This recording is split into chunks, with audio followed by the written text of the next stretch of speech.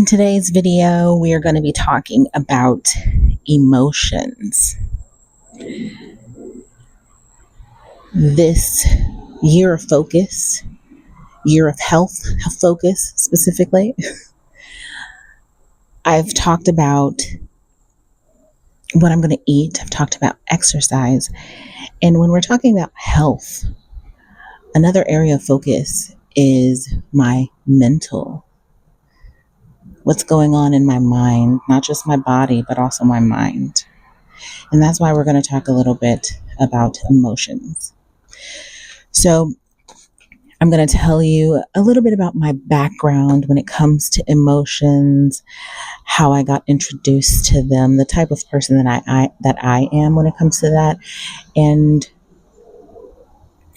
I'm going to tell you not just the background, but also some of the things, some pivotal moments in my life that changed my perspective on emotions. And then I'm also going to tell you a bit about what I'm hoping for in my future when it comes to emotions and emotional health. So I've got my notebook here. I took some notes, but I want to make sure that I tell you guys everything. But to level set, I thought it would be really good to level set and to give the definition and kind of give a baseline of what, when I say emotions, what do I mean? Of course, we're talking about anger, sadness, happy, fear, joy. We're talking about that stuff. And it also helped me to kind of have the definition of what emotions were.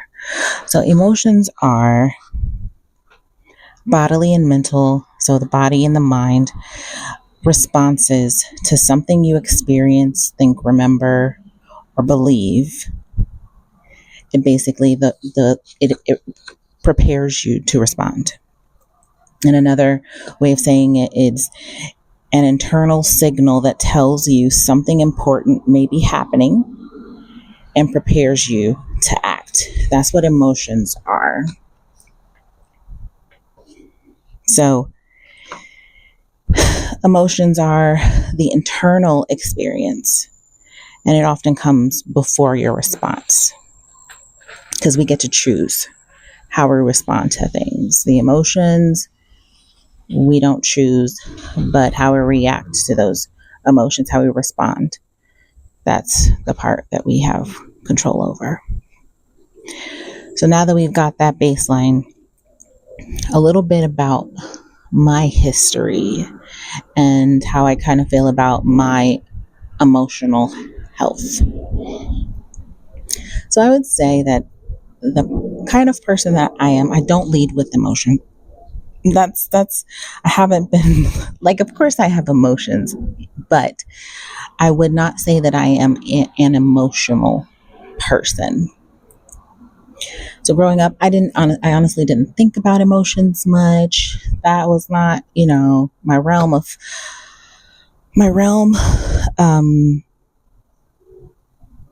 They just were not top of mind. So if I was doing something, some kind of task, I really wasn't paying attention to whatever I was feeling. I wasn't paying attention to the emotions. It kind of was like, all right, just get it together and do what you need to do. I was able to function in life and I got things done, but the emotional piece just was not at front of mind. So there was a pivot, and the pivot came when I had Christian. And when Christian was born, my life was just completely different. I did not know. For the first time in my life, I would say that I was emotionally overwhelmed. I did not know what to do. I was like, I don't know how to function. This is very odd for me. I don't know what to do with these feelings. It's just it was like a sea just swept me, and I didn't know what to do. There was so much love in my heart for this person. I'd never felt it before. That level of love. And along with that level of love came a whole nother level of sadness and fear. Because what if something happens to him? And I was just overwhelmed. And I was like, what is this? I couldn't brush it off. I could push aside previous emotions that I had, but this was the first time in my life that it overwhelmed me, and I couldn't brush my shoulder off. It wouldn't move. And that was the start of my journey of actually facing it and saying, okay, here are these emotions. They are not going away. What do I do with them? What is their purpose? So about 2 years later, after being on a struggle bus with these emotions that were always there, but this new level of emotion that I was not accustomed to. About a couple of years later, I finally listened to my sister because my sister told me to go to therapy. I went to therapy. And it could have been the first session, but in the first few sessions, I was introduced to the feelings wheel. And I went through it, and I went through, and it gave categories of feelings. And then within the categories of feelings, it gave you more specific feelings that would go into that specific category. So like in the category of fear, there may be embarrassment, right? So that was the start of my journey. Those two events, having a child and then going into therapy. So again, early on in life, didn't really pay attention to him. Now I have to. I don't have a choice. And I got to learn these things because now I have to also grow a child who has so many emotions. Okay, my child. He is a joy. And he exudes so much love and happiness. And he is a people person, y'all. He's a people person. And I'm going to tell you a story that happened today.